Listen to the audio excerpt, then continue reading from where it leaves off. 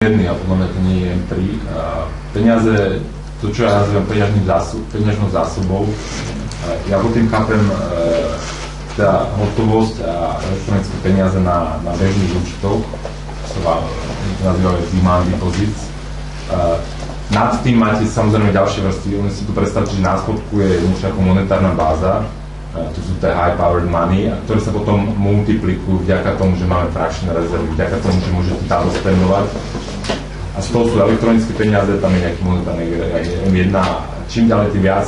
Potom oni zaratávajú do toho aj dlhové peniaze, ale dlhové peniaze už nie sú reálne peniaze. Dobre, a ešte sa ťa opýtam, že celkovo, čo si o tom myslíš, taký nejaký tvoj pohľad o tom Bitcoine. Už teda si niečo povedal, ale aj ostatní nejakú zatiaľ skúsim niečo ešte. Tak, mne sa páči tá myšlienka, že naozaj tá decentralizácia produkcie peňazí je. Teda peniaze sú tiež statok a tie statky, ako vidíme v iných častiach ekonomiky, že tie statky sú relatívne dobre produkované tým trhom. A akorát pri tých peniazoch si nejak máme myslieť, že musí existovať nejaká centrálna autorita, centrálna banka, ktorá má monopolnú produkciu peniazí na danom území. A zároveň, čo teda nechápem, ako si ekonómovia môžu myslieť, ale zároveň je nejaká rada starších, tzv. Banková rada, ktorá určuje cenu tých úverov alebo cenu peňazí a buď sa trafí, alebo sa netrafí. To mi príde dosť divné, že podľa mňa to je fakt, ako sa produkujú iné statky, by sa mali produkovať aj peniaze a mali by sa produkovať spontánne.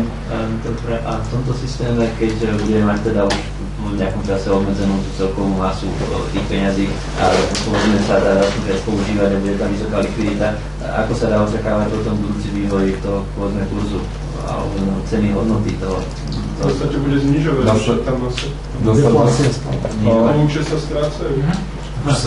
Ešte sa bude dokonca znižovať. Dostane aký si jeden bitcoin? Keď mi odíde hard disk, kde som mal svoju peňaženku, tak tie peniaze zmiznú a už si to nikdy neuvidíš.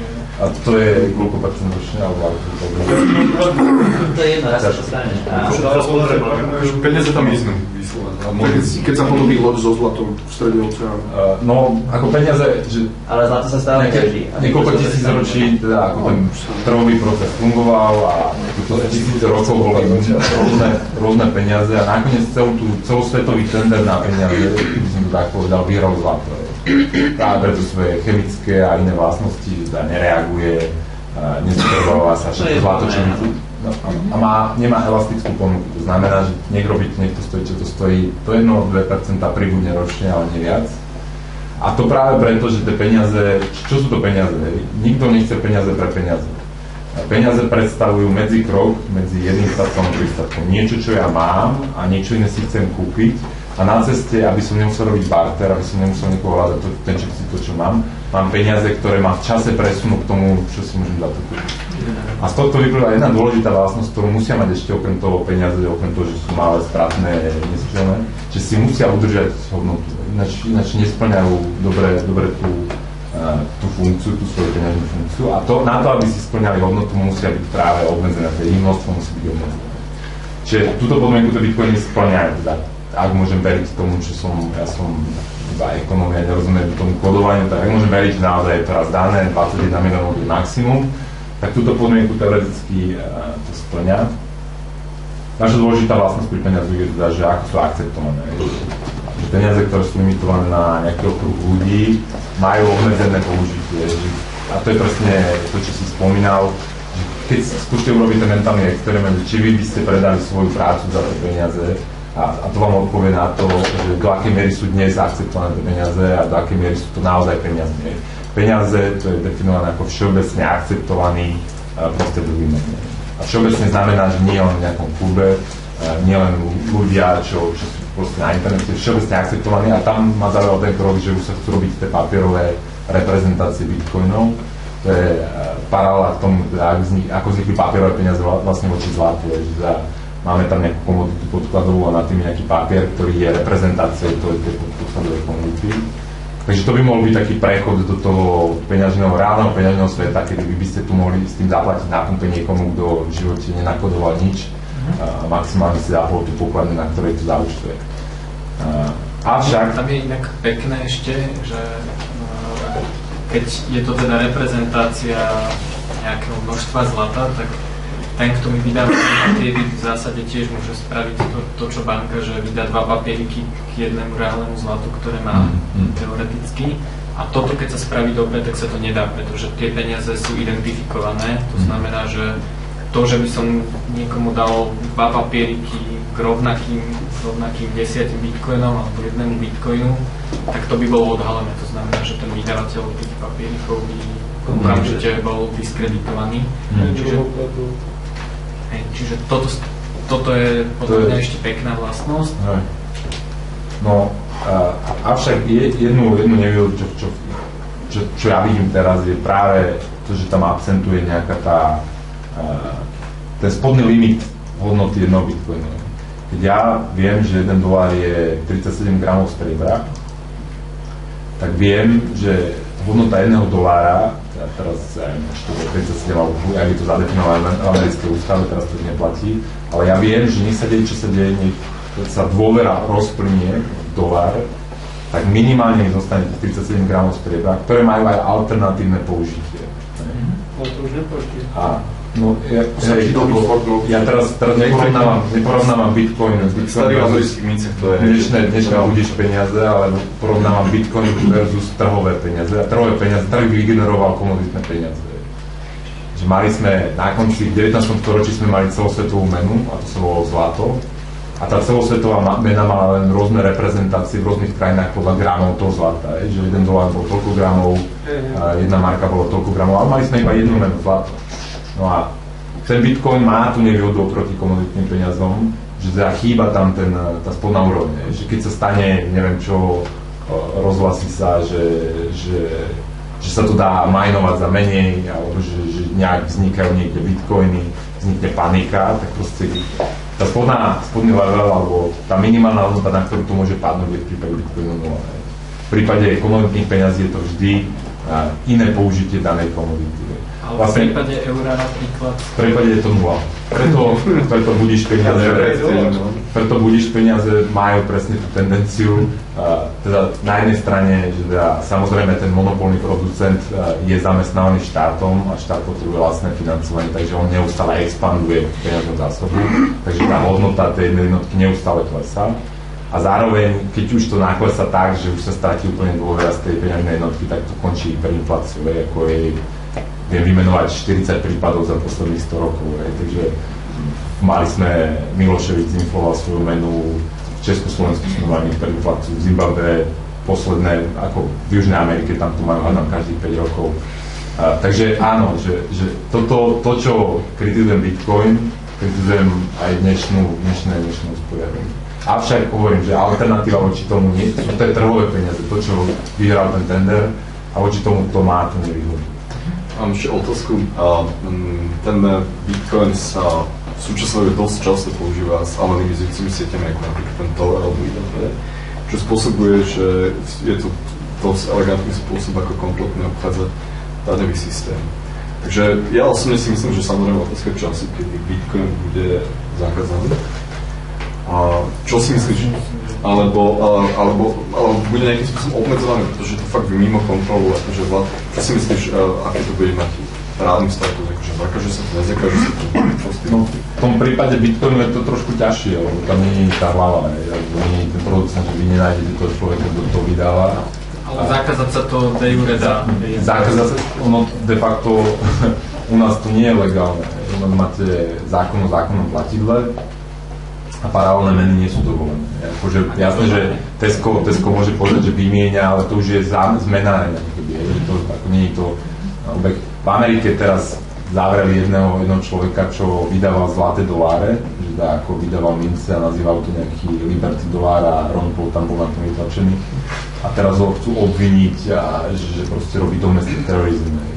Takže ako ten štát je pomerne citlivý na tú menu a to práve preto, že vďaka tej mene on má neustále jednu ruku vo vašom redisku.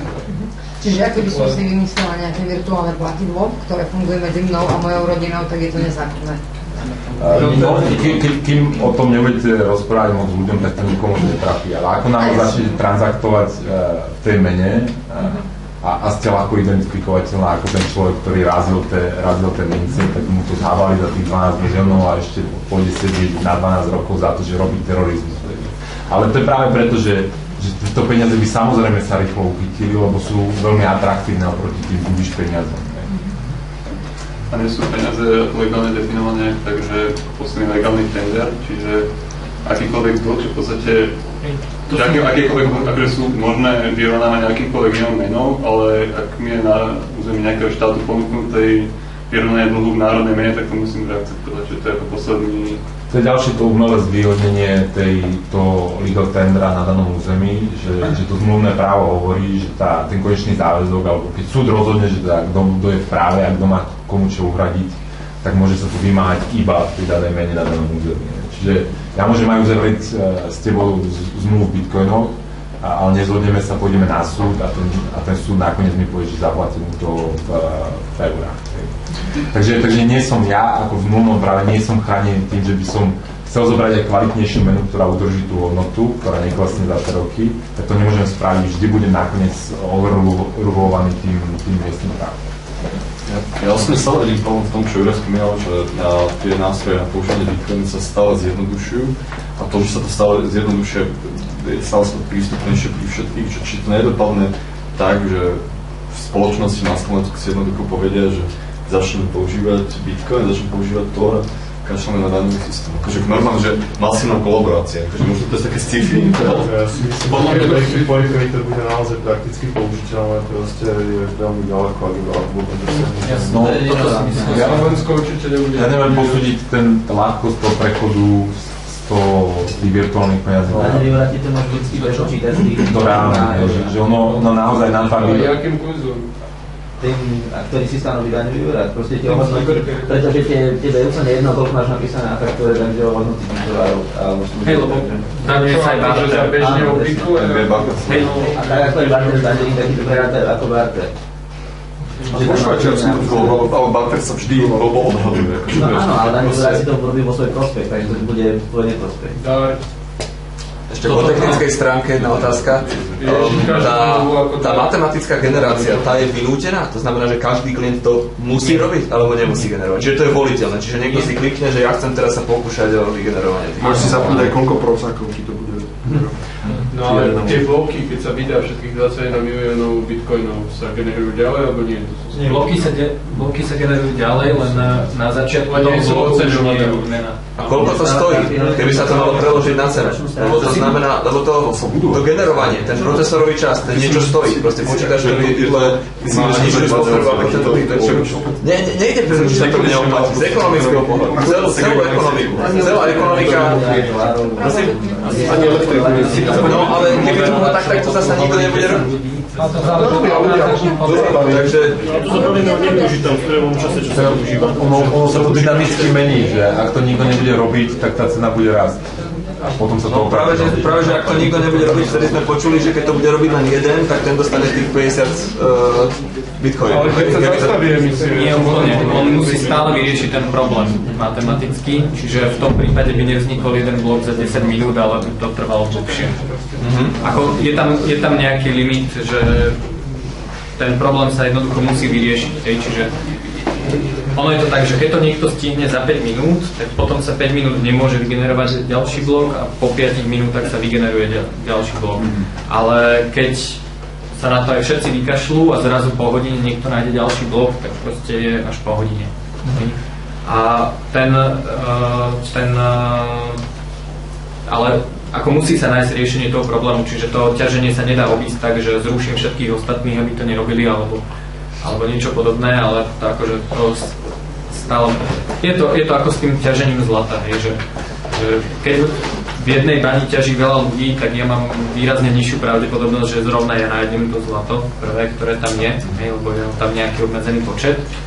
Ale to, že nikto okrem mňa nebude ťažiť, mi nepomôže, aby som ho vyťažil za 10 minút, lebo ho stále musím niekde nájsť a vyťažiť. Ešte jeden vážny bod v tomto, ktorý nejakým celkom chápem okrem tej ťažby, je zámena. Takže ako fungujete zmenárne? Zmenárne? No, ja dám $1000 a dostanem za to bitcoiny a potom sa naopak ako... To horší kurz. To to je No tak ako kvázi normálne. A čo s tým, aby nájde nerobili, proste bude si to iba